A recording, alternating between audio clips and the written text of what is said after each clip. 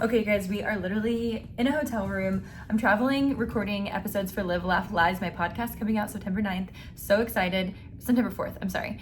And so this morning I woke up, got on an airplane. It's been a crazy busy week. It's been good, filled with lots of good fun as well. I'm just trying to stay busy, but we're gonna unpack this last episode. It's gonna be quick. There's not gonna be photos, and I don't really know everyone's name because I still have a hard time remembering people's names on this season.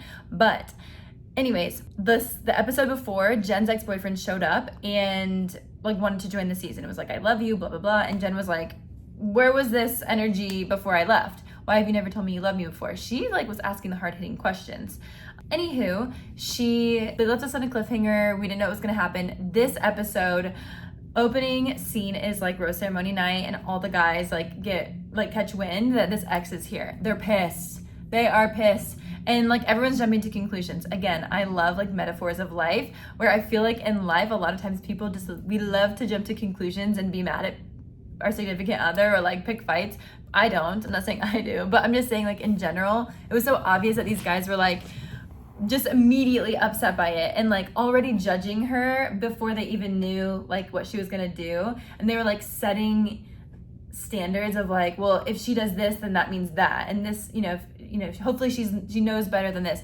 The thing is, this was not the toxic ex that Jenn has opened up about. She said, this is different than the guy that I've been sharing really hurt her and affected her. This is a nice guy. So I think these guys are probably assuming that this is that shitty ex-boyfriend knocking on her door, and so of course they're feeling this way. It didn't seem so protective. It felt protective when he came in the room and they were all kind of feeling protective, but my girlfriends and I that watched it, we were like who cares if it's fair? If he's a real contender for Jenn's heart, then let him in, because this is a show about getting engaged. You don't have to pick from the pool of 30 guys. What I think Bachelor Nation wants as viewers is give us a real love story. So if this guy is it, let him come in. Don't feel you have to appease the guys because it's not fair. This is about finding love, not about competition. So I was team, actually me and my friend Kiki were let him stay just for the fun of it. Just for 1 week, send him home next week. We didn't think he was gonna stay, but we were just just for the entertainment of it all. But I've seen a lot of stuff online. It seems a little bit, I don't know the word. It seems a little bit he was looking for social media attention. He vlogged the whole thing, which I will say maybe producers told him to vlog it in case he was a main character and they needed vlog footage. But it was a bit I was I don't know, this doesn't feel that authentic. And I feel Jenn kind of called that out as well. But Devin was so upset. It was so I hate that I think it's so funny, but I thought it was so funny. Sam, when the ex came into the room, Sam is well, yeah, you're lucky you're not staying. Yeah. And I remember just thinking, watching that and being what? These boys are, I have to give it to him. I think they thought he was the shitty ex, but I was I kind of felt bad for the guy. I was damn, he just got shut down. He's coming in here to be a man and be hey, I think a lot of her wish you guys the best. And everyone just kind of shit on him, but it was funny. Hope he's doing well though. Hopefully he finds love. Maybe he's gonna campaign for paradise. Okay, the date with Jonathan. Oh, a dream. The more you get to know these people, the more you fall in love with the little things about them. I feel Jonathan, this whole time I've kind of been well, I don't really know that much about him. I don't know who he is or what he stands for or whatever, but oh my gosh, it was so stinking cute seeing their date. The helicopter ride, he was so nervous. It is kind of scary, being in a helicopter, so fair enough. And then kissing in the rain, it was truly such a sweet romantic date. He did mention that he's nervous about feeling he can really get deep with Jenn, which I thought was interesting. I agree. I feel when you're this far into the season and you're just now getting a one-on-one, it's feels so many people are ahead of you, because if you get that intimate, sharing verbally sharing things early on, then you're building on that. But if you get it later on, it's okay, now we're starting to build and now we're starting to understand each other. But it's almost there should be 3 one-on-ones in the first week and then 3 the next week, and then group dates, 1 group date. I don't know, just a thought. But yeah, I think that they both were okay, can we get deeper? Is this something that we can actually see ourselves being a part of with each other? Interesting. All these guys have some kind of traumatic ex experience. So he had, I think, I don't know if he said abusive, but it seems sort of an abusive, or maybe alcohol abuse is what it was. So he had an ex that abused alcohol, and he felt like she was like projecting onto him, that he was being controlling, but really it was him being a caring partner. At least it's his perspective. Keep in mind, like, take everything with a grain of salt. There's his perspective, her perspective, and the truth. I think that's important to always remember. But if what he said is like, you know, close to the truth or like very accurate, which everyone wants to believe, then it sounds like he's a good guy. It sounds like he is mature and values somebody that values healthy, non-toxic relationships, which is beautiful. I think sometimes being in a toxic relationship can either like make you or keep you in a toxic pattern, but I also think that if people are like introspective enough to look inward and be like, okay, well, like what did I tolerate? Did I do my best to get out of that situation? You know, like, I think it's good. It can either be really good for you, or you can continue that cycle with the next person you date. So hopefully he's been introspective. Hopefully he's done a lot of work on himself and, you know, trying to attract a healthy partner for himself. And yeah, I think that like we all just saw a really compassionate, loving, vulnerable side of him. I think he would be like a great contender for Jenn, like somebody that she could actually end up with.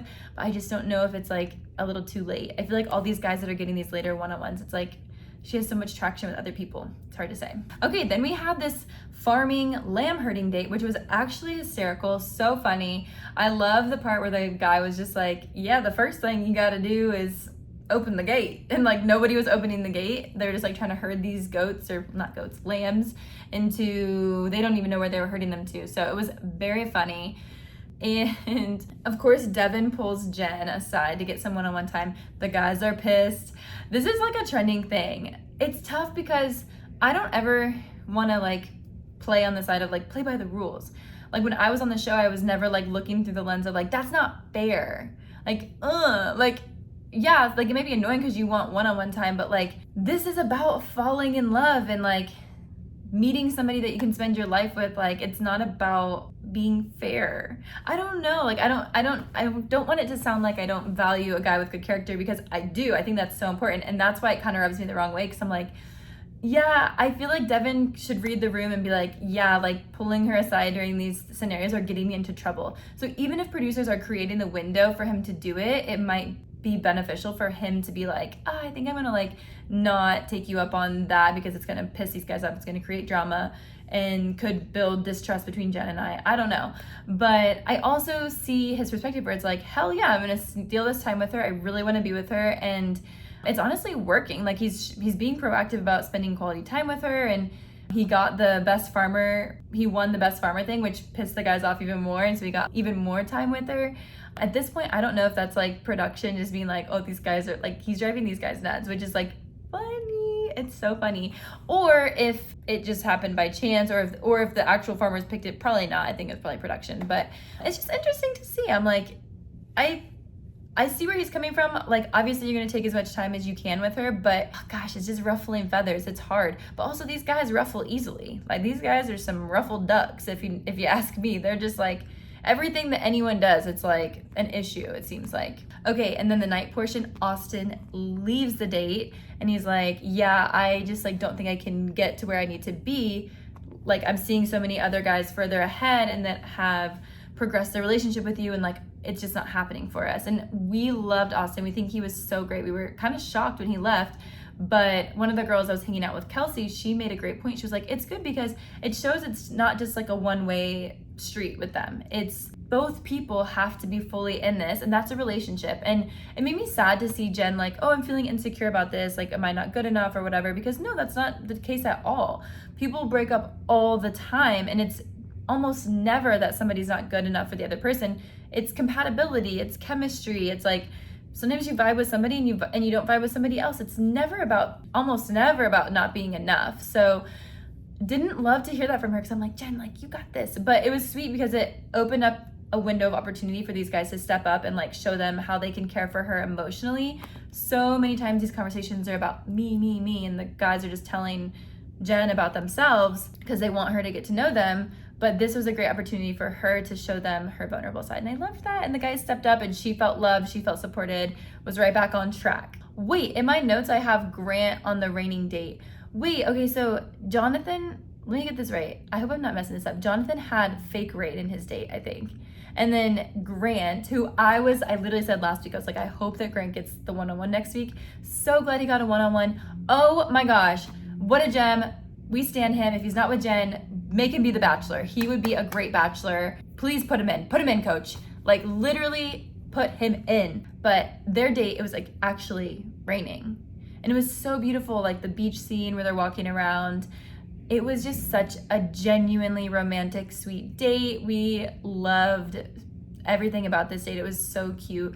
And then Grant opened up about his dad on their one-on-one, which was so beautiful. And it was like so introspective, and like, it sounds like he has really like grown into an amazing young man, like an amazing person, despite facing some adversity with his dad growing up. And I think it's crazy because as you get older, you realize that like everyone's family has something. And a lot of times it's addiction or something along those lines. And so to hear him open up about it, I think unfortunately there's a lot of like shame around that sometimes. And it's crazy because I'm sure so many people watching, like it hit so close to home, whether it's like their father, their mother, siblings, relationships, like all of us are affected by addiction in some way. And it was really nice to hear him open up and like talk about this. He's got a great story. Like I really think if he's not with Jen, like he has a great chance at becoming the Bachelor. Oh, and I just wanted to point out as well, like I loved how he gave his dad credit. Like I think that was really amazing for him to be like, yeah, my dad is like taking accountability, checked himself into rehab. And I think it can be really hard, like when somebody's burned you over and over and over again, to be like wanting to give up or not wanting to kind of like give credit when they do something positive. But like the way he spoke about it was so encouraging and it was so beautiful. And I was like, heck yes, like this is a seemingly healed person that's like put in work on themselves and can acknowledge when somebody's like doing something to benefit themselves and make a better future for themselves. So I applaud him. It was so special. Jen, we were looking at the way she was looking at him. If you go back and rewind, there were these moments where she had her drink up and she was just like looking at him and just like, it looked like a loving look. It was really cool to see. I was like, okay, Jen, I feel like she's very smitten with him. Again, it's like a later one-on-one. So I don't know if they're gonna like build as much as the other guys, or maybe we're just not seeing the relationship. Like a lot of times there's obvious front runners, but then there's like underdogs. So maybe Grant is an underdog. And yeah, oh my gosh, that was a great day. We loved watching that one. Okay, I just Googled like who went home last night because I didn't write it down. And I remember like, I think it says Dylan, John, and Thomas, but I'm like, is that right? Not me doing a recap and not even knowing. Sorry, I'm literally in a rush, guys. But I remember like we've been watching Dylan and we've been wanting him to get more time with her this whole time. Like the three of us that are watching it together, we just thought he was such a sweetheart. We kept like wanting more airtime from him. So we're hoping that he could be like something that we see on Paradise. We want to see him again. He was just such a sweetheart. But we felt like it was time for Thomas to go. We weren't really seeing much from him. He kind of had his moment back in the previous episodes, and we were kind of like, yeah, like I think it's time for him to roll out of here. But overall, it was a great episode. I'm excited to see what happens next. Who do you guys want to see as the Bachelor? I feel like that is such a good question. I've been wondering who it's going to be, but I'm like, you don't know who she's with yet. So curious. Let me know who you guys want as the next Bachelor. Bye.